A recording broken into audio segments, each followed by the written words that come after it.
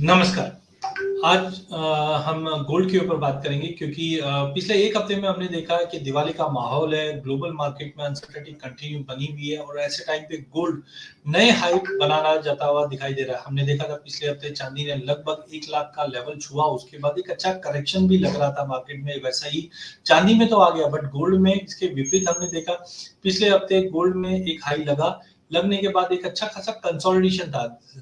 शनिवार की अगर हम बात करें तो इजराइल ने जिस ढंग से रिटालिएशन किया था, ऐसा लग रहा था कि अब मार्केट में थोड़ा करेक्शन दे देगा, लेकिन सोमवार मंगलवार के कंसोलिडेशन के बाद आज हम देख रहे हैं मार्केट फिर से एक उभरता हुआ दिखाई दिया। इंटरनेशनल में भी अच्छी तेजी है क्योंकि कल शाम को जो डेटा पॉइंट आए थे वो कहीं ना कहीं गोल्ड को सपोर्ट होते हुए दिखाई दिया और डोमेस्टिक मार्केट में प्राइजेस 79,000 का लेवल ब्रीच कर दिया है और इस वक्त भी 79 650 से 700 की रेंज में ट्रेड कर रहा है। नाउ व्हाट नेक्स्ट, तो इसके लिए चलते हैं हम डायरेक्ट चार्ट्स के ऊपर। चार्ट्स के ऊपर अगर आप आते हैं तो आप देख सकते हैं कि पहले हमने एक जोन पकड़ के चल रहे थे जहां पे हमने कॉशियस भी बार बार में पहले से बता रहे थे।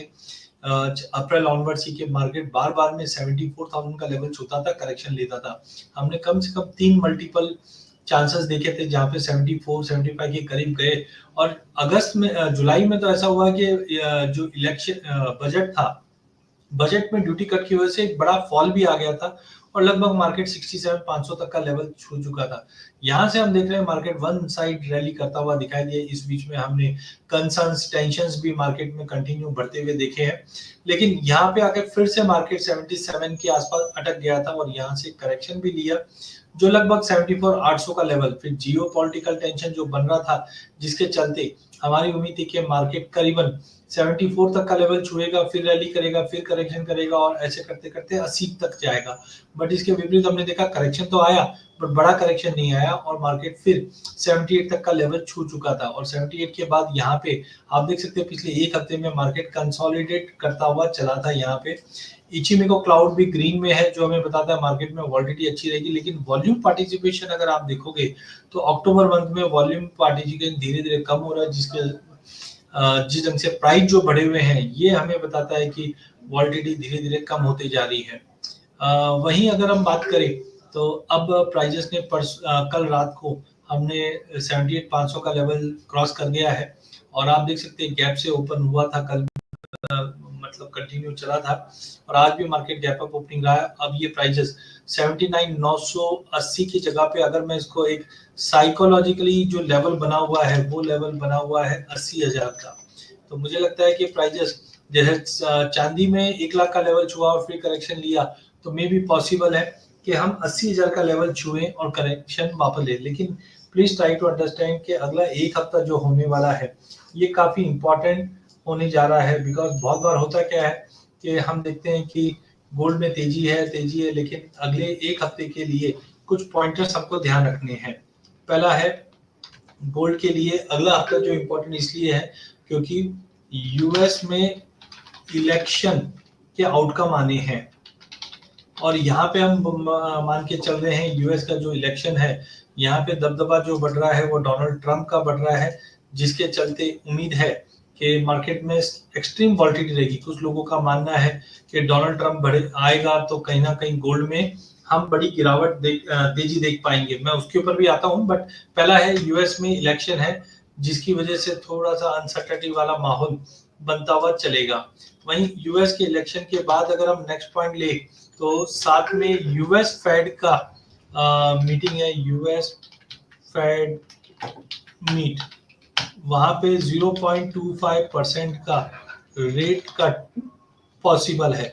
ये भी एक्चुअली देखा जाए तो गोल्ड के लिए सपोर्टिव रहता है बिकॉज जब भी रेट कट आएगा तो गोल्ड को पसंद ही आता है, लेकिन थोड़ा कंसर्न इसलिए है क्योंकि पिछले मीट में फेड ने क्लियर कट कहा था कि हम जो रेट कट करेंगे वो 0.5 का रेट कट करेंगे, लेकिन अब कहीं ना कहीं जो ये रेट कट बताया जा रहा है वो 0.25 की जगह पे 0.5 की जगह पे 0.25 का किया जा रहा है, जिसके चलते थोड़ा कंसर्न से प्रॉफिट बुकिंग मिलना चाहिए। अच्छा, प्रॉफिट बुकिंग इसलिए भी मैं बोलना चाहता हूँ क्योंकि यहाँ पे जो रैली है, देखिए मैं ऐसा नहीं है कि मंदी मंदी बोल रहा हूँ, मैं बोलता हूँ $3,000 $3,100 85,000 लेवल सब दिखेगा, लेकिन समय आता है। अब अगर आप देखेंगे तो 25 जुलाई को जो भाव था यहाँ से हमने काफी बड़ी रैली ऑलरेडी मार्केट में दिखी है। यहाँ से अगर अब तक के हाई की अगर मैं बात करूं तो लगभग प्राइजेस के अंदर एक 97 डे का जो बार है ये दिखा रहा है कि मार्केट में एक रैली बन गई है और करीबन 18% का गेन,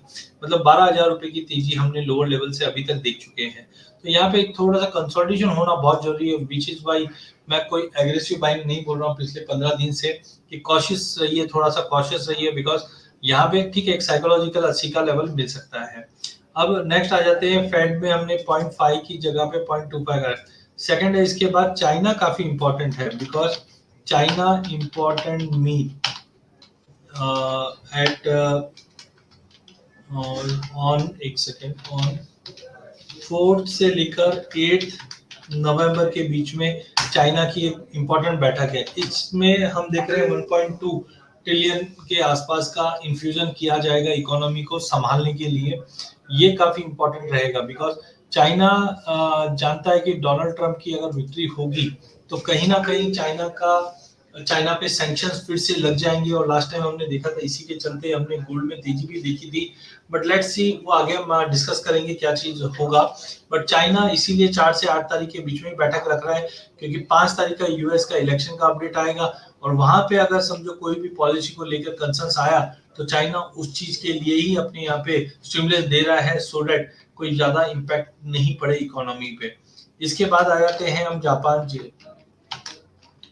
जापान में भी इलेक्शन की अनसर्टेनिटी बनी हुई है जिसके चलते भी मार्केट में हम बोल सकते हैं कंसर्न्स बने हुए। देन यूएस डेटा, तो यहाँ पे हम देखते हैं कि यूएस डेटा भी काफी इंपॉर्टेंटली मूव करेंगे। तो कुल मिलाकर अगले एक हफ्ते की अगर हम बात करें तो अगले एक हफ्ते में काफी बड़े पॉइंटर्स रहेंगे जो मार्केट पे इंपैक्ट डालते हुए दिखाई देंगे।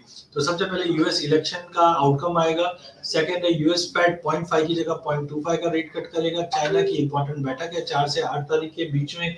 जापान का इलेक्शन की भी अपडेट आएंगे बिकॉज हमने 2-3 दिन पहले देखा था वहां पे जो करंट रूलिंग पार्टी है वो निकल गई थी जिसके चलते डॉलर में स्ट्रेंथ आई थी और येन में बड़ा फॉल आता हुआ दिखाई दिया था। अब यहाँ से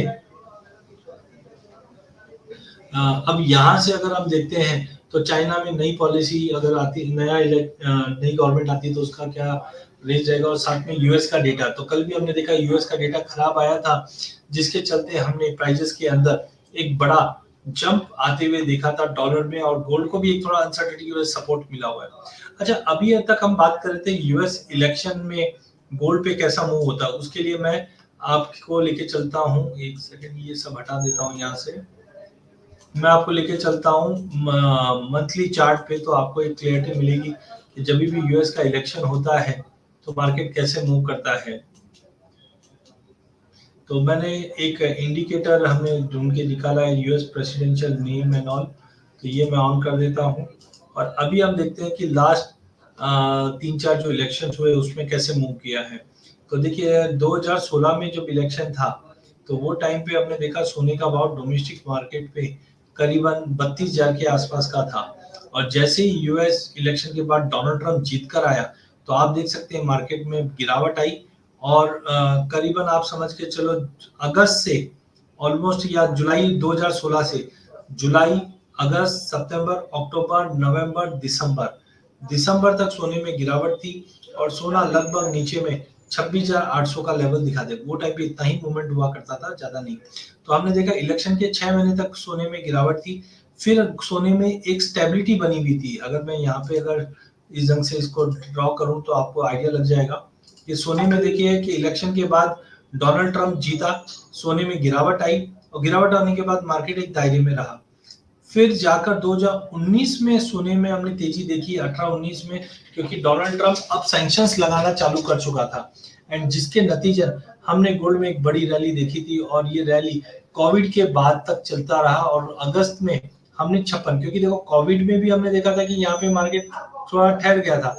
कोविड के दिन मार्च में हमने एक पहले फॉल देखा था और फिर बड़ी तेजी देखी। फिर आप देखिए वापस यूएस में इलेक्शन का पीरियड था 2020 के अंदर, जो बाइडेन जीत कर आते हैं और जीत के आते हैं तब हमने देखा प्राइजेस 53,000 का भाव था और 53 से गिरता है और 44,000 तक का लेवल आता है और फिर एक कंसोलिडेशन करने के बाद एक बड़ी रैली करती है। ठीक है, इस रैली में हमने काफी अदर फैक्टर्स भी है जो प्राइजेस को सपोर्ट कर रहे थे, बट अब तक जो देखा जा रहा है कि जब भी यूएस का इलेक्शन, अच्छा ये डोमेस्टिक मार्केट की बात नहीं है, हम अगर इंटरनेशनल मार्केट में भी अगर बात करें, जहाँ पे सोना $2800 आज टच कर चुका है, तो यहाँ पे भी अगर हम देखते हैं तो देखिए जब भी इलेक्शंस आते हैं तो क्या होता है, 2008 में इलेक्शन था, इलेक्शन के तुरंत बाद हमने एक बार प्राइसेस में फॉल देखा, और फिर हम जानते हैं कि यूएस के अंदर रिसेशन हिट हुआ, जिसके बाद गोल्ड में बड़ी रैली आई।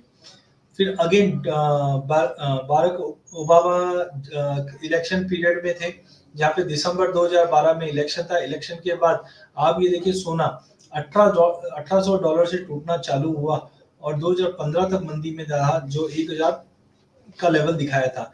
हम ये जानते हैं जब भी मार्केट में बड़ा जंप आता है और इलेक्शन आता है, उसके बाद थोड़ा करेक्शन आता है। चलिए, इसके बाद डोनाल्ड ट्रंप आए, जो हमने ऑलरेडी डिस्कस किया था कि डोनाल्ड ट्रंप के टेन्योर में भी $1400 से सोना टूटा और फिर से 1100 का $300 की गिरावट आएगी। अब तो $300 का मूवमेंट तो इंट्राडे में भी मिल जाए तो कोई बड़ी बात नहीं है। और यहाँ पे हम देखते हैं कि नवंबर 2020 में इलेक्शन थे, जहाँ पे सोना 1960 का लेवल 2 बार टच किया, बट उसके बाद जो गिरावट आई नीचे में 1670, फिर वापस कोशिश की तेजी की और फिर बड़ी गिरावट के साथ $1600 से ये चलता हुआ दिखाई दिया, जो आज $2800। तो मैं बोलता हूँ आगे मार्च अप्रैल तक आगे जो लड़ाई है सेंट्रल बैंक की बाइंग है, वो सब $3000-3100 दिखा देगा। यहाँ पे आप देख सकते हैं चार्ट के ऊपर जो राउंडिंग बॉटम का ब्रेकआउट हुआ है, ये 3100 का टारगेट दिखा रहा है। तो मैं बोलता हूँ आगे जाकर आपको 3100 का लेवल दिखेगा, लेकिन टाइमिंग जो अगला हफ्ता रहने वाला है, ये प्राइजेस के लिए काफी इंपॉर्टेंट होने वाला है। ओवरऑल टारगेट 3100 का है, वो मिलेगा, बट मुझे लगता है मार्च तक मिलेगा। टाइमिंग मुझे लगता है कि थोड़ा बहुत टेक्निकल पुल बैक अगले हफ्ते के मूवमेंट से मिल सकता है और वहां से एक करेक्शन ले सकता है मार्केट में। देखना होगा अगला हफ्ता कैसे मूव करेगा। तो कुल मिलाकर अब तक हमने जो डिस्कशन किया, इसको इस स्ट्रेटेजी से बचे कैसे, तो ये स्ट्रेटेजी के अंदर हम एक सेकंड, ये स्ट्रेटेजी अभी मार्केट में और आगे क्या होगा, वॉलेटिलिटी बहुत ज्यादा है, इससे बचने का एक ही तरीका है, जहां पे हम बोलते हैं कि आपको हेजिंग करके चलना चाहिए। तो गोल्ड में हम हेजिंग कैसे कर सकते हैं, तो गोल्ड में हेजिंग करने के लिए एमसीएक्स के वेबसाइट पर जाइए, ऑप्शंस के अंदर आप क्लिक कीजिए। जब ऑप्शन में क्लिक करेंगे तो मोस्ट एक्टिव कॉल पुट दिख जाएंगे। यहाँ पे आपको आना है, ऑप्शन सेलेक्ट करना है, ऑप्शन में कॉल लेना है, कॉल में सपोज गोल्ड मिनी हम सेलेक्ट करते हैं तो आपको ये टेबुलर मिल जाएगा। यहाँ पे आप देखिए 80,000 का जो कॉल है 1170 रुपए का भाव चल रहा है और इस वक्त प्राइस हम देखेंगे 79,620 के आसपास का दिखेगा। ठीक है, तो हम क्या करेंगे, अगर आपका कोई शॉर्ट है या अगर आप लॉन्ग भी करना चाहते हैं या आपके पास माल पड़ा है, उसको थोड़ा सा लिक्विडेट करके 80,000 का कॉल बाय कर लीजिए। 80,000 का कॉल बाय करने से होगा क्या, आपका मात्र 1100 या 1200 रुपए का प्रीमियम लग जाएगा। इनकेस मार्केट में 3 कंडीशन होती है, तेजी, मंदी, रेंज बाउंड। तो देखिए रेंज बाउंड तो हो नहीं सकता है, बिकॉज या तो मार्केट में बड़ा फॉल आएगा या बड़ा जंप आएगा, क्योंकि इवेंट बहुत बड़ा है। ठीक है, तो अब आ जाता है तेजी आएगी या मंदी आएगी। तो अगर हम 80,000 का कॉल ले लेते हैं और लेट से मार्केट में तेजी आई, तो आपके ये कॉल का वैल्यू बढ़ने लग जाएगा। जैसे 79,000 से अब भाव 600 रुपया बढ़ा, तो आप देख सकते हैं यहाँ पे भी 500 रुपए का जंप आए। मैं मानता हूँ 1100 रुपए का भाव होगा 79 का, तो अभी आप देखिए ये भाव 600 रुपए इसमें इंक्लूड हो गए। तो सिमिलरली यहाँ से अगर गोल्ड में बड़ी तेजी आती है, लेट से 500 रुपए की तेजी, 1000 रुपए की तेजी, तो ये कॉल में आपको पैसा बन जाएगा। इनकेस मार्केट यहाँ से करेक्शन लेता है कि 80,000 का लेवल छुआ और 4-5 हजार रुपए की गिरावट आ गई, लेट से मैं बोलता हूँ 76,000 का फॉल आ गया, तो 4,000 रुपए की गिरावट आई, या तो हम लोग को स्टॉप लॉस लगाकर ये 1170 का हम लोग स्टॉप लॉस निकालकर 100-200 पॉइंट के, 300 पॉइंट के, 400 पॉइंट के स्टॉप लॉस से निकल जाएंगे और मार्केट नीचे आ जाए तो वापस आपका पोजीशन आप बिल्ड कर सकते हो। नहीं तो मैं बोलता यहाँ से 1000 रुपए का भी नुकसान पकड़ के चलो, लेकिन 5,000 रुपए नीचे आ गया, आप वहां पे वापस फिजिकल बाइंग कर सकते हो या फ्यूचर में बाय कर सकते हो। ये नेचुरल स्टॉप लॉस का काम करेगा। तो मेरा मानना है कि आज जो वॉलेटिलिटी अगले एक हफ्ते में है, इसको देखते हुए आपको नवंबर वायदे का गोल्ड मिनी का 80,000 का कॉल खरीद लेना चाहिए। इनकेस मार्केट में तेजी आएगी तो कॉल के द्वारा आपको उसका बेनिफिट मिलता रहेगा, और इनकेस अगर मार्केट में फॉल आएगा तो पहला हम स्टॉप लॉस करके निकल सकते हैं। मैं बोलता हूँ कि करीबन 900 रुपए का स्टॉप लॉस मेंटेन करते हैं तो आपका मात्र 300 पॉइंट का ही नुकसान हो सकता है अगर मार्केट में बड़ा करेक्शन आ गया तो। और यहाँ से बड़ा करेक्शन आ गया तो आपके पास आपकी पोजीशन वैसे भी सेफ गार्ड हो जाएगी। तो कुल मिलाकर एज ऑफ नाउ मुझे लगता है कि गोल्ड अगले हफ्ते के जो की इवेंट्स हमने डिस्कस किए थे उस इवेंट को देखते हुए मार्केट में सीवियर वॉलेटिलिटी रहने की उम्मीद है। और इस वॉलेटिलिटी के जो मेजर कारण थे वो भी हमने डिस्कस किए कि इलेक्शन भी है यूएस के अंदर, फेड का इंटरेस्ट रेट कट है, चाइना की इंपॉर्टेंट मीटिंग है, जापान का इलेक्शन है, यूएस का डेटा है। ये सबको देखते हुए मुझे लगता है हाई वॉलेटिलिटी गोल्ड में रह सकती है। ठीक है, लॉन्ग टर्म अभी भी मैं मानता हूँ 85,000 गोल्ड में मिलेगा। $3,000 का लेवल भी हम देखेंगे कि गोल्ड में मिलेगा, लेकिन वहां पे हम लोग एक्सपेक्ट करके चल रहे हैं कि ये जो लेवल्स है ये आपको मिलेंगे कब? ये मिलेंगे आपको मार्च तक। तो बिफोर दैट थोड़ा वॉलेटिलिटी सीवियर रहेगा, इसके लिए जुड़े रहिए चैनल में। तो ऑलमोस्ट वी हैव कवर्ड कि जहाँ पे हमने 5 डिस्कशंस किए, पॉइंट और टेक्निकल भी देखा है। तो एज ऑफ नाउ 80,200 तक का लेवल दिखेगा। इसको बचने के लिए आप कॉल लेके काम कर सकते हैं, जो इस वक्त 1170 का भाव है 80,000 का। इनकेस मार्केट में तेजी आती है समझो 500,000 पॉइंट का, तो कॉल में आपको बेनिफिट मिल जाएगा। और इनकेस मार्केट के अंदर करेक्शन भी आता है तो आप सेफ गार्ड करके करोगे। तो कभी भी आप ट्रेड करें ऐसे टाइम पे तो ऑप्शन के साथ ही ट्रेड करना चाहिए। तो बहुत बहुत धन्यवाद आप चैनल को सब्सक्राइब करने के लिए। इसी चैनल पे हम टाइम टू टाइम आपको नई अपडेट्स भी देते रहेंगे। धन्यवाद।